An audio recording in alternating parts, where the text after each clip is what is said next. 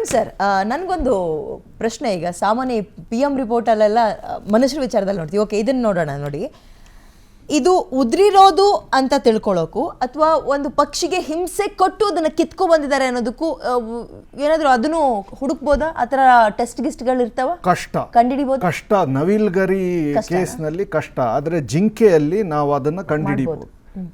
ಅವ್ರಿಗೆ ಗೊತ್ತಿರತ್ತೆ. DYSP MF Pasha ಅಂತಿದ್ರು, railway SP ಆಗಿದ್ರು. ಅವ್ರು ಇದೇ ಥರ 600 kg ಜಿಂಕೆ ಕೊಂಬುಗಳನ್ನು ಸಿಟಿ ರೈಲ್ವೆ ಸ್ಟೇಷನಲ್ಲಿ ಹಿಡಿದ್ರು. ನನಗೆ ಫೋನ್ ಮಾಡಿದ್ರು. ಅಲ್ಲಿ ಹೋದಾಗ ಅವರು ಅಷ್ಟರಲ್ಲಿ ಆ ಪಾರ್ಟಿ ಯಾರ್ದಿತ್ತು ಅವರೊಂದು ಪರ್ಮಿಟು ತಂದರು. ಇಲ್ಲ ಸ್ವಾಮಿ, ನಮಗೆ ಪರ್ಮಿಷನ್ ಇದೆ ಈ ಥರ ಜಿಂಕೆ ಕೊಂಬನ್ನ ಆಯ್ಕೊಳ್ಳೋಕ್ಕೆ ಅಂತ. ಅವ್ರಿಗೆ ನಾವು ಹೇಳಿದ್ವಿ, ಇದರಲ್ಲಿ ಬೇಟೆ ಆಡಿ ಜಿಂಕೆ ಕೊಂಬು ತೆಗ್ದಿರೋ ಕೊಂಬೆ ಬೇರೆ ಥರ, ಬುಡ ಬೇರೆ ಥರ ಇರುತ್ತೆ, ನೈಸರ್ಗಿಕವಾಗಿ ಬಿದ್ದಿರೋದು ಬೇರೆ ಥರ ಇರುತ್ತೆ. ಒಂದು ಯಾವುದೋ ಪ್ಲ್ಯಾಟ್ಫಾರ್ಮಿಗೆ ಕರ್ಕೊಂಡೋಗಿ ಅಲ್ಲಿ 600 kg ಎಲ್ಲ ಇದು ಮಾಡಿದ್ರು, ಮೂಟೆಯಿಂದ ತೆಗೆದು. ಅದರಲ್ಲಿ ಸಾಕಷ್ಟು ಬೇಟೆ ಆಡಿರೋ ಜಿಂಕೆ ಕೊಂಬುಗಳಿತ್ತು. ಕೇಸ್ ಮಾಡೋದು ಗೊತ್ತಾಗುತ್ತೆ. ಸೊ ಈ ಥರ ಗೊತ್ತಾಗತ್ತೆ. ಇಲ್ಲಿ ಈ ವಿಷಯ ಏನು ಅಂದರೆ, ಉಮೇಶ್ ಅವರು ಹೇಳ್ದಂಗೆ ನೋಡಿ, ವನ್ಯಜೀವಿ ಪದಾರ್ಥಗಳು ವನ್ಯಜೀವಿಗಳ ಮೇಲೆ ಚೆನ್ನಾಗಿರುತ್ತೆ, ನಮ್ಮ ಮೇಲೆ ಚೆನ್ನಾಗಿರೋದಿಲ್ಲ. ಎಕ್ಸಾಕ್ಟ್ಲಿ, ಬೇಕಾಗೂ ಇಲ್ಲ ನಮಗೆ ಅದು. ಇಲ್ಲಿ ಧಾರ್ಮಿಕ ಇತ್ಯಾದಿ ಯಾವುದು ಬರಬಾರ್ದು. ಕಾನೂನಿನಲ್ಲಿ ಆ ಒಂದು ಈ ಸಪರೇಷನ್ ಏನೂ ಇಲ್ಲ. ಕಾನೂನಲ್ಲಿ ಎಲ್ಲ ಕಡೆ ಅವರು ಪೊಲೀಸ್ ಅಧಿಕಾರಿ ಎಲ್ಲ ಕಡೆ ನೋ ಪರ್ಸನ್ ಅಂತಾನೆ ಹೇಳೋದು. ಅದು ಯಾರೇ ಇರ್ಬೋದು, ಯಾವುದಕ್ಕಾನ ಇರ್ಬೋದು.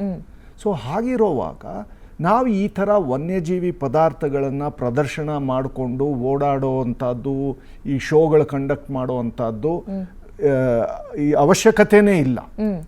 ಬೇಕಾದರೆ ಫುಟೇಜ್ ತೋರಿಸ್ಲಿ, ಒಳ್ಳೆ ಜಿಂಕೆ ಫುಟೇಜ್ ತೋರಿಸ್ಲಿ ಅವರು ಟಿವಿಯಲ್ಲಿ. ಯಾರಿಗೂ ಏನು ಅದ್ರ ಬಗ್ಗೆ ಯಾವ ಇದು ಇಲ್ವಲ್ಲ, ತೊಂದರೆ ಇಲ್ಲ.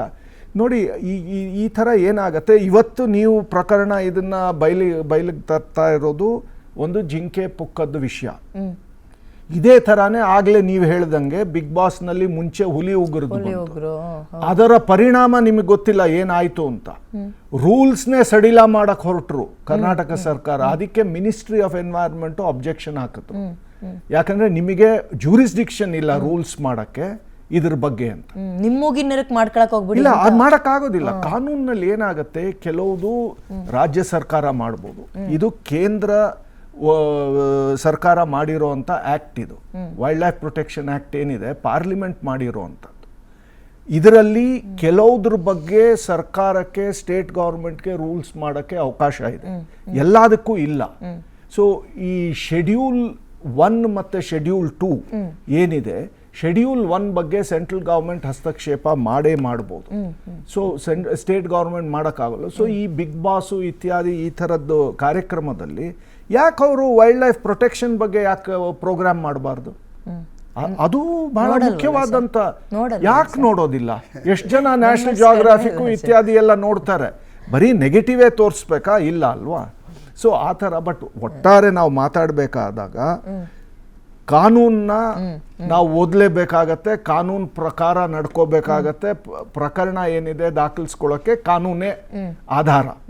ಸೊ ಹಾಗಿರುವಾಗ ಈಗ ಅವರು ಒಂದು ಈ ವನ್ಯಜೀವಿ ಸಂರಕ್ಷಣೆ ಬಗ್ಗೆ ಒಂದು ಉತ್ಸಾಹದಿಂದ ಕಂಪ್ಲೇಂಟು ಕೊಟ್ಟಿದ್ದಾರೆ, ಒಳ್ಳೆಯದು ಕೂಡ. ಯಾಕಂದ್ರೆ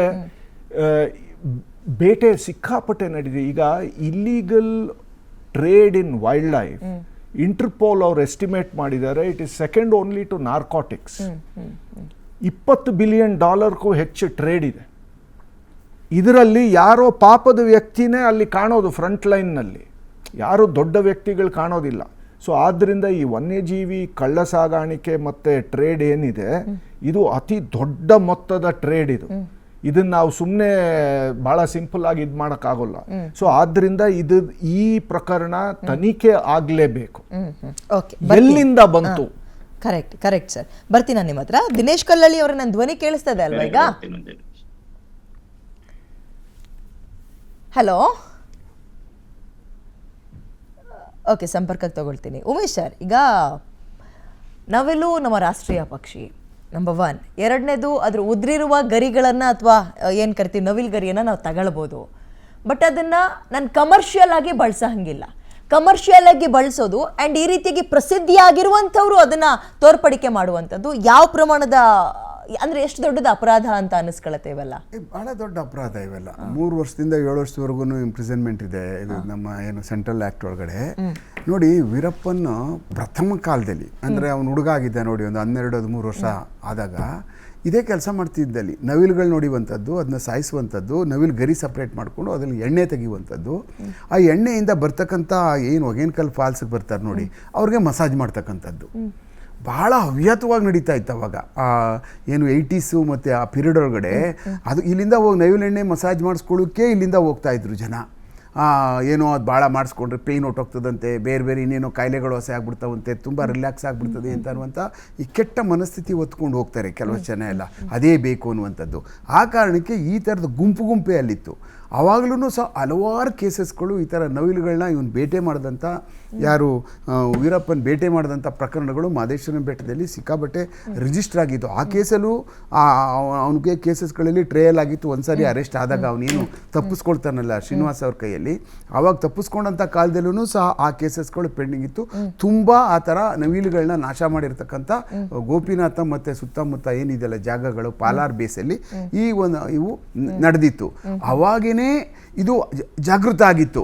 ಈ ಥರ ನವಿಲುಗಳನ್ನ ಕೊಲ್ತಾ ಇದ್ದಾರೆ, ಈ ಥರ ನವಿಲುಗಳನ್ನ ಕೊಂದು ಅದರ ಎಣ್ಣೆ ತೆಗೆದು ಈ ಥರ ಮಾಡ್ತಾ ಇದ್ದಾರೆ ಅಂತೇಳಿ ತುಂಬ ಆವಾಗ ಅಂದರೆ ಕೊಲ್ಲುವಂಥ ಸ್ಪೀಡ್ ಅವಾಗ ಜಾಸ್ತಿ ಆಗಿತ್ತು. ಜನ ಅದನ್ನು ಬಳಸುವಂಥದ್ದು, ಆ ಎಣ್ಣೆ ತಗೊಳ್ಳುವಂಥದ್ದು, ಅದರ ಮಾಂಸಕ್ಕೋಸ್ಕರ ಈ ಒಂದು ಇದು ಒಳಗಡೆ ಕಾಡಲ್ಲಿರ್ತಕ್ಕಂಥವ್ರು ಮತ್ತು ಕಾಡಂಚಿನ ಗ್ರಾಮಗಳಲ್ಲಿರ್ತಕ್ಕಂಥವ್ರು ಕಾಲಾಂತರದಲ್ಲಿ ಅದರ ಮಾಂಸ ಅರ್ಬನ್ಗೆ ಬರ್ತಕ್ಕಂಥದ್ದು, ಸಿಟಿಗಳಿಗೆ ಮಾರಾಟ ಆಗ್ತಕ್ಕಂಥದ್ದು, ತಂದು ಕದ್ದು ಮಾರುವಂಥದ್ದು.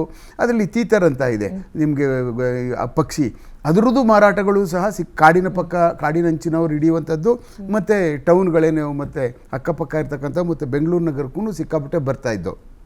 ವೈಲ್ಡ್ ಲೈಫ್ ಯಾವಾಗ ಬಂತೋ, ಭಾಳ ಪ್ರಬಲವಾಗಿ ಅದು ಆಕ್ರಮಿಸ್ಕೊಳ್ತೋ, ಎಲ್ಲ ಪೂರ್ಣ ಪ್ರಮಾಣದಲ್ಲಿ ನಿಂತೋಯ್ತು.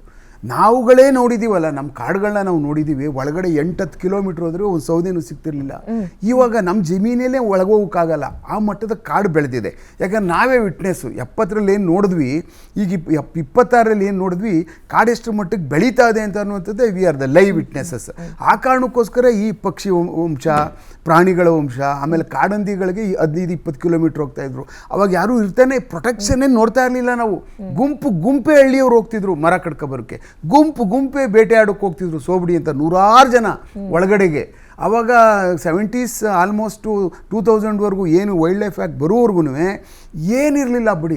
ಕಾಲಾಂತರದಲ್ಲಿ ಇದೆಲ್ಲ ಬಂದಿದೆ. ಆಮೇಲೆ ಜನಕ್ಕೂ ಗೊತ್ತಾಗ್ತಾ ಇದೆ, ಮತ್ತು ಕಾನೂನು ಬಲ ಆಗಿದೆ, ಅದ್ರ ಮಧ್ಯೆ ಇಂಥವು ಆಗ್ಬಿಡ್ತವೆ.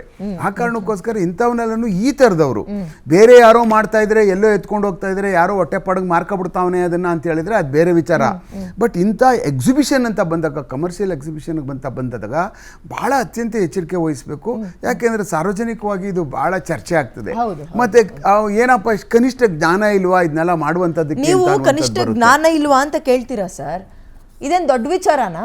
ನವಿಲುಗರಿ ಇದೇನು ದೊಡ್ಡ ವಿಚಾರನ ಅಂತ ಜನ ಮಾತಾಡ್ತಾರೆ. ಅಂದರೆ ಜನಸಾಮಾನ್ಯರು ಇದನ್ನು ನೋಡೋದಕ್ಕೂ, ಒಬ್ಬ ವನ್ಯಜೀವಿ ತಜ್ಞರಾಗಿ ಇವ್ರು ನೋಡೋದಕ್ಕೂ, ಒಬ್ಬ ಡಿಪಾರ್ಟ್ಮೆಂಟ್ ಆಫೀಸರ್ ಆಗಿ ನೀವು ನೋಡೋಕ್ಕೂ, ಒಬ್ಬ ಪತ್ರಕರ್ತಿಯಾಗಿ ನಾನು ನೋಡೋಕ್ಕೂ ಅಜ್ಗಜಾಂತರ ವ್ಯತ್ಯಾಸ ಇದೆ. ಇದೊಂದು ಚೈನ್ ಲಿಂಕ್ ಸರ್. ಈಗ ಇವ್ರುಗಳಿಗೆ ಲಕ್ಷಾಂತರ ಜನ ಫಾಲೋವರ್ಸ್ ಇರ್ತಾರೆ. ನಂಬರ್ 1, ಬೇರೆ ಬರೋದು ಮಾರ್ಕೊಳ್ಳಿ, ಬೇರೆ ಬರೋದು ಶೋ ಆಫ್ ಮಾಡಲಿ, ಇಂಥದ್ದು ಹಚ್ಕೊಂಡೆ ಅಥವಾ ಹಿಂಗೆ ಮಾಡಿದೆ ಅಥವಾ ಡಾನ್ಸ್ ಮಾಡಿದೆ, ನಾನು ಇಂಥದ್ದು ತಿಂದೆ, ಅದೊಂಥರ ಇದೆ. ನವಿಲುಗರಿಗಳನ್ನು ಕಟ್ಕೊಂಡು ಮಾಡಿದೆ, ಡ್ಯಾನ್ಸ್ ಮಾಡಿದೆ, ತುಂಬ ಬ್ಯೂಟಿಫುಲ್ ಆಯಿತು, ಮಿಲಿಯನ್ಸ್ ವ್ಯೂಸ್ಗಳು ಹೋಯಿತು. ಇದನ್ನ ನೋಡಿ ಏನು ಮಾಡ್ತಾರೆ ಗೊತ್ತಾ? ಕಾಮೆಂಟ್ಗಳು ಚೆನ್ನಾಗಿ ಬರ್ಬೋದು ಅವ್ರಿಗೆ, ಸಖತ್ತಾಗಿದೆ ಬ್ರೋ ಅಥವಾ ಚೆನ್ನಾಗಿದೆ ಮೇಡಮ್ ಅಂತ ಅವ್ರುಗಳಿಗೆ ಬರ್ಬೋದು. ನಾವೊಂದು ಮಾಡ್ಬೋದಲ್ಲ, ನಾವು ಟ್ರೈ ಮಾಡ್ಬೋದಲ್ಲ. ಟ್ರೆಂಡಿಂಗಿಗೆ ಬರ್ತೀವಲ್ಲ, 1000 ಜನ ಇಳಿತಾರೆ, ಅದಕ್ಕೆ ಮಾಡೇ ಬಿಡೋಣ ತಗೊಳ್ಳಿ, 100 ಜನ ಇಳಿತಾರೆ. ಸೊ ಏನಾಗುತ್ತೆ, ನಿಮ್ಗಳಿಗೆ ಗೊತ್ತಿರಂಗೆ ಡಾಟ್ ಕನೆಕ್ಟ್, ಕಮರ್ಷಿಯಲ್ ಆಗಿ ಅದಕ್ಕೆ ಬೇಡಿಕೆ ಹೆಚ್ಚಾಗುತ್ತೆ. ಯಾವಾಗ ಉದ್ರಿರೋದೆಲ್ಲಿ ಸಿಗಲ್ವೋ ಕೊಲ್ಲಕ್ಕೆ ಶುರು ಮಾಡ್ತಾರೆ. ಆ ಬೇಸಿಕ್ ಪ್ರಜ್ಞೆ ಇಟ್ಕೊಳ್ದಲ್ಲೇ ಈ ರೀತಿಯಾಗಿ ಇರುವಂಥವ್ರನ್ನ ನಾವು ಸೋಷಿಯಲ್ ಮೀಡಿಯಾದ ಇನ್ಫ್ಲೂಯೆನ್ಸರ್ಸ್ ಅಂತ ಹೆಂಗೆ ಕರೆಯೋಣ? ಖಂಡಿತ. ಆಮೇಲೆ ನಾನು ವಿಡಿಯೋ ಡಿಲೀಟ್ ಮಾಡಿದೆ, ಎಲ್ಲವೂ ಸರಿಯಾಗ್ಬಿಡುತ್ತಾ? ನಂಬರ್ 1. ಎರಡನೇದು, ಈಗ ಆಲ್ರೆಡಿ ವೈರಲ್ ಆಗಿದೆ ವಿಡಿಯೋ, ಎಲ್ರಿಗೂ ನಾವು ಒಂದ್ಸಲ ಟ್ರೈ ಮಾಡಬಾರ್ದು ಅಂತ ಎಷ್ಟೋ ಜನಕ್ಕೆ ಅನ್ಸಿದೆ. ಎರಡನೇದು ಇನ್ನೊಂದು ಏನಪ್ಪ ಅಂದರೆ, ಆ ಮುಗ್ಧ ಮನಸ್ಸಿಂದ ಸಾರಿ ಕೇಳ್ತಾರಲ್ಲ, ಇದನ್ನು ಅಕ್ಸೆಪ್ಟ್ ಮಾಡ್ಕೋಬೇಕಾ ಅಥವಾ ಅದು ಕಾನೂನು ಪ್ರಕಾರ ನಾವು ಹೆಂಗೆ ನೋಡೋದು ಅಂತಲೂ ಬರುತ್ತೆ.